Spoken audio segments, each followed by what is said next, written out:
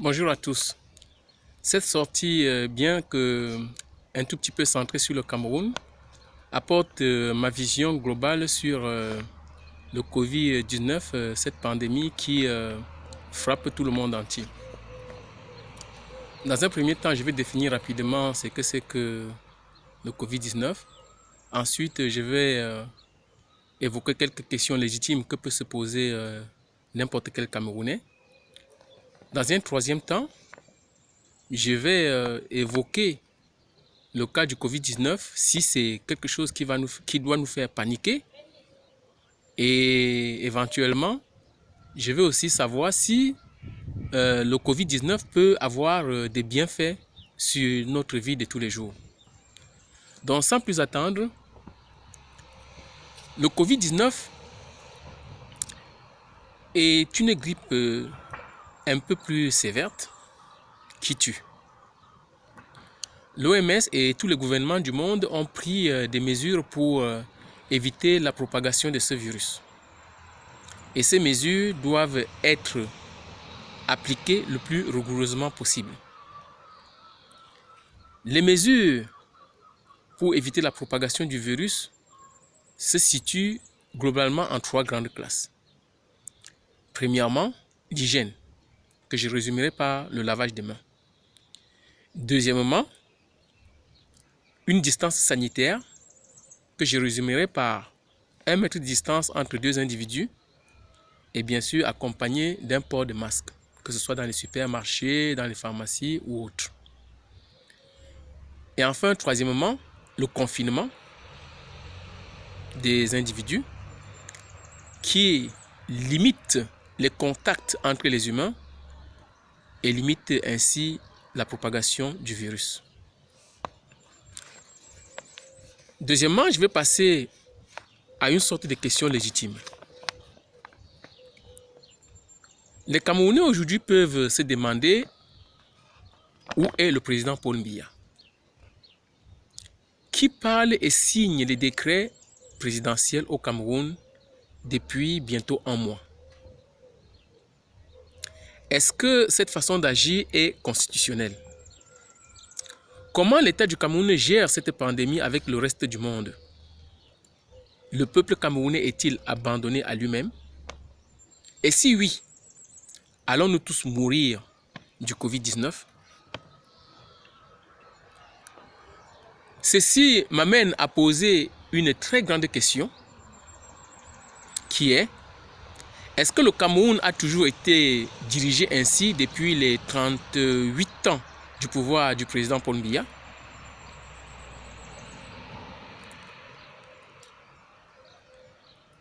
J'ai une réponse à moi, une proposition que je vais vous faire. Je pense que le président Paul Biya n'aime pas du tout le peuple camerounais. Je ne vais pas revenir dessus parce que beaucoup de gens ont déjà débattu cela et on sait au fait pour qui le président Paul Biya est là. Et nous savons aussi que le peuple camerounais, en tout cas, ne l'a jamais élu. Mais qu'à cela ne tienne, on a toujours fait semblant d'être quand même une république, d'avoir une constitution, d'avoir un président, d'être un peuple, d'avoir une justice, etc., etc. Mais comment le président Paul Biya, en ce moment-ci, peut vraiment se comporter comme cela?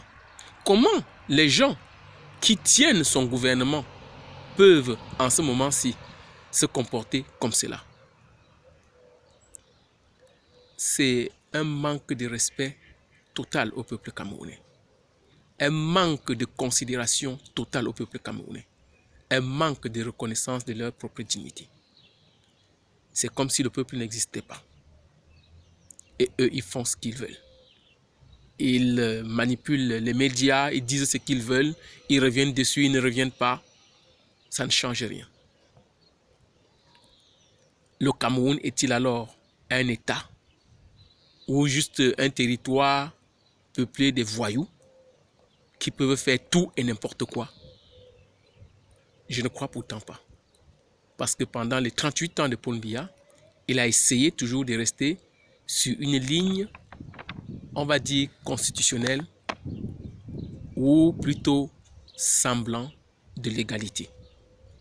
C'est pour cela que nous attendons impatiemment ce qui va être les suites ou la suite de ce règne qui a duré plus de 38 ans. Mais à mon humble avis, je dirais aux Camerounais, n'attendez plus rien de Paul Biya. Car je ne crois pas que Paul Biya viendra encore, ne serait-ce que pour mentir au peuple camerounais. Le peuple camerounais doit comprendre aujourd'hui qu'ils doivent chacun prendre son destin en main. Et vous allez voir que ça m'amène à rentrer sur le Covid-19, qui est mon sujet fondamental d'aujourd'hui. Le Covid-19 nous apprend justement à nous recentrer sur nous-mêmes, à prendre nos responsabilités pour la gestion de nos vies.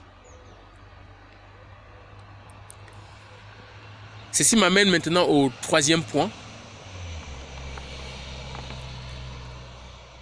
Allons-nous paniquer face à cette pandémie? Ma réponse est tout de suite non. Pourquoi n'allons-nous pas paniquer? Nous avons vu comment le monde entier a essayé, chacun à son niveau, de gérer cette pandémie de façon diverses et variées. Mais toujours est-il que, à la fin de la journée, chaque pays essayait de trouver une méthode de gestion qui garantit les libertés des humains et en même temps qui préserve leur vie. Mais pendant que cela se faisait, nous avons vu des personnes qui ont montré leur complexe de supériorité, d'autres leur complexe d'infériorité, et je résumerai le tout par qui ont montré leur ignorance par rapport à la gestion de la vie des êtres humains. Ils n'ont pas toujours compris que, au final, nous sommes tous des humains et que nous sommes tous pareils. Le combat est le même sur toute la planète. Il n'est pas différent. Les mesures prises nous obligent à nous poser, à nous recentrer sur nous-mêmes et sur nos familles. Notre planète Terre respire depuis qu'on a pris des mesures de confinement contre le coronavirus. Je peux vous dire qu'ici en France, je vois très peu de véhicules qui circulent, très peu d'usines qui sont ouvertes, très peu d'avions qui volent et très peu de sources de consommation d'énergie abusive qui fonctionnent. Ce qui fait que la consommation du CO2 a très baissé et la Terre peut respirer de nouveau. Les rues de Paris sont propres alors que ça fait presque 3 semaines. Les éboueurs ne sont pas descendus dans les rues pour les balayer. Bien sûr, il y a un minimum qui se fait avec les machines ainsi que ceux qui collectent les poubelles. Les mesures d'hygiène qui sont mises en route nous permettent de nous préserver d'autres pathologies comme l'hépatite B et même le paludisme, surtout en Afrique. Donc, c'est pour cela que je les préconise, parce que pour moi, ça ne nous aide pas que pour le coronavirus, ça nous aide aussi pour autre chose. Pour citer le Cameroun, je pense qu'aujourd'hui, les femmes qui font leur beignet haricots ou toute autre forme de nourriture cuite dans les rues de nos grandes villes africaines, n'est-ce pas, vont avoir un peu du mal à faire leur commerce après le coronavirus, parce que je suppose que les populations seront un peu plus regardantes dans les conditions d'hygiène, de lavage des plats, des cuillères, etc. Et comment ça s'essuie, vous voyez. Je n'ai pas envie d'entrer dans les détails. La vie en campagne, la vie au village devient de plus en plus agréable. Là même où je suis assis, on est en France, mais presque dans une sorte de campagne. Et malgré le confinement, on est bien dehors, à l'air libre. On peut faire des petits travaux et tout. Et on n'a pas de contact avec les autres, donc on ne propage pas le virus. Ça, c'est le bienfait, le plus de la vie en campagne, qui est très différent de la vie en ville où on doit être confiné dans un appartement ou dans une maison et au final tourner en rond pendant 2-3 semaines et à la fin avoir la sensation d'être plutôt dans une prison. Il y a le retour aux sources de nos nourritures bio, de nos fruits et légumes bio du jardin. Voilà. Le retour à la médecine préventive de nos aïeux. Il y a un dicton qui dit « l'homme est ce qu'il mange ». Ça se vérifie de plus en plus maintenant. Nous quittons le sucré salé pour explorer d'autres goûts comme l'amer, l'acide et l'umami. L'umami, c'est un goût délicieux, plaisant, plus proche du sucré. Le retour au bon sens paysan, des remèdes de grand-mère. On se rabat sur le citron, le gingembre, l'aloe vera, le curcuma, le sel-gemme, la banane, les écorces d'arbres, les feuilles d'une dolée. On se rapproche de la nature. On se rapproche de notre terre nourricière. Oui, notre bonne terre qui regorge de bonnes choses pour notre bien-être. Un seul mot, continuez et surtout avec modération. Donc ne paniquez pas. Le virus, le coronavirus, tue beaucoup moins qu'on ne nous le dit. Parce que beaucoup de gens qui meurent avec le coronavirus ne meurent pas du coronavirus. Le détail en vaut la chandelle.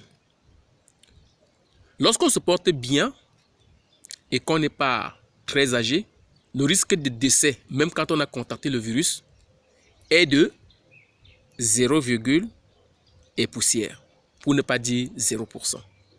Donc plus de 93% des victimes de ce virus sont des personnes très âgées, plutôt fragilisées par d'autres pathologies.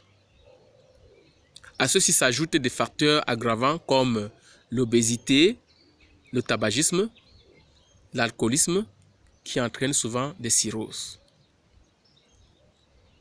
Donc, chacun de vous peut aller vérifier ces informations, faire des recherches et comprendre très bien que, au final, beaucoup de personnes qui ont contracté ce virus s'immunisent tout seuls. On développe la maladie et en meurt que lorsque il y a déjà un processus d'affaiblissement de notre système immunitaire. Je vais donc finir en faisant un grand hommage aux soignants, aux hygiénistes de l'espace public que sont les éboueurs ici en France, aux agents de sécurité publique, aux militaires, aux gendarmes, aux pompiers, à tous ceux-là qui sont au premier plan pour combattre la propagation de ce virus.